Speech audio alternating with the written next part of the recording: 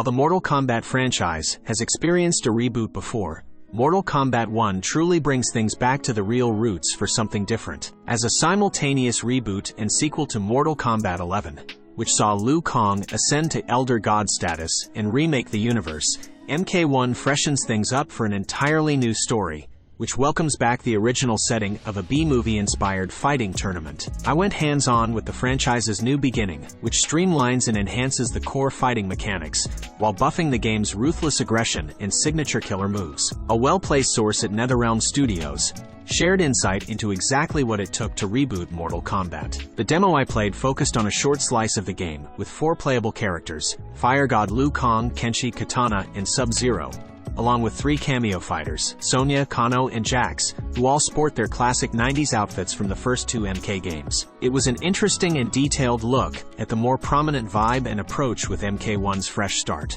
which is all about reinterpreting the classic era of the series in ways that cut deeper than Mortal Kombat 11 did. Liu Kang assumes the role of the wise and powerful leader, who must unite Earthrealm's mightiest heroes to face off against Outworld in Mortal Kombat. Familiar characters like Sub-Zero, Scorpion, Sonya, Kano, and Kung Lao return, but we also see other fighters who've been absent from the series for a while, such as the blind mystical swordsman Kenshi. While the franchise's familiar revelry in gore and the grotesque is still center stage, I did get a sense that Mortal Kombat 1 is a bit more optimistic in tone and more visually vibrant compared to the darker energy of Mortal Kombat 10 and Mortal Kombat 11.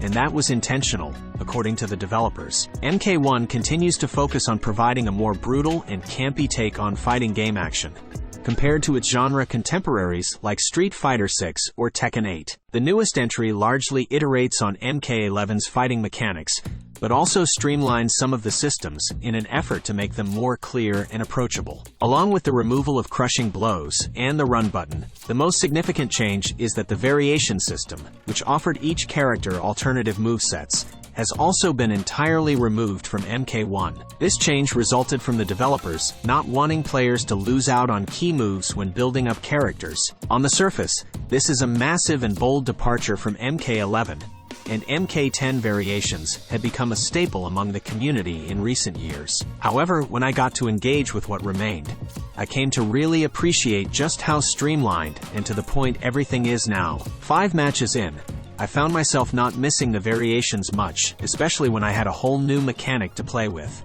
cameos. The true game-changing element of MK1 is the much-discussed cameo system, allowing you to call in an assist from a supporting fighter of your choosing. At first glance, it definitely reminded me of Marvel vs. Capcom's assist system, but the cameos go further than that. These assists can come in the form of different signature moves from each character, such as Jax's ground pound or Kano's eye laser, though you can mix up the techniques by pressing different directional inputs together with the cameo assist button. This creates a flow that's more unique than your typical Mortal Kombat style fight. You now essentially have a whole other move set to call upon, allowing you to complement or diversify your main fighter's skills with your chosen cameo fighter. According to MK1's lead systems designer, this pivot to more defined character and sub-fighter combat was an attempt to find the fun of Mortal Kombat's action. In MK10 and MK11, there was a whole suite of moves to choose from, but in this game, we wanted to give you the full kit for each character without sacrificing anything. For instance,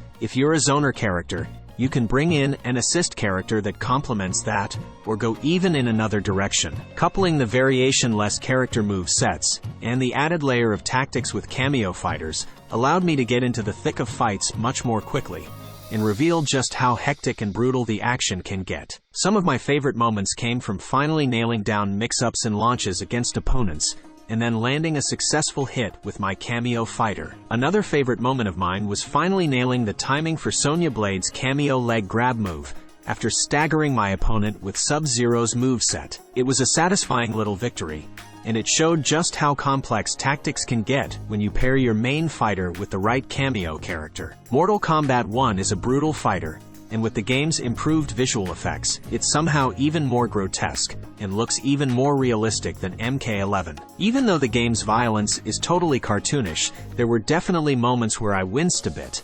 The action can get quite brutal. According to the developers, this was an aspect that they were mindful of, so as not to go too far with unsettling players. It's about making sure that the violence feels impactful and that you're doing real damage, but it's intended to be at the level of something that's super gross to look at. It is meant to be so campy and weird that it's over the top. We don't aim to offend. It's never too realistic. It's always tongue-in-cheek and so ridiculous that you just have to laugh at it. We have a great group of people that work on this, and we just kick around ideas, and we always make sure never to cross the line and to make sure that players will be able to laugh at it. So far, Mortal Kombat 1 is an intriguing take on revisiting a quasi-classic era of the franchise. With the new combat mechanics and cameo system, this game, so far, feels like the most significant change that modern MK games have received in some time, and that has me very interested. I admired Mortal Kombat 11 and its massive scope, but I'm definitely not opposed to NetherRealm Studios taking the time to refocus the flow and style of its character-defining combat. Mortal Kombat 1 releases on the 19th of September 2023 and will be available on PC,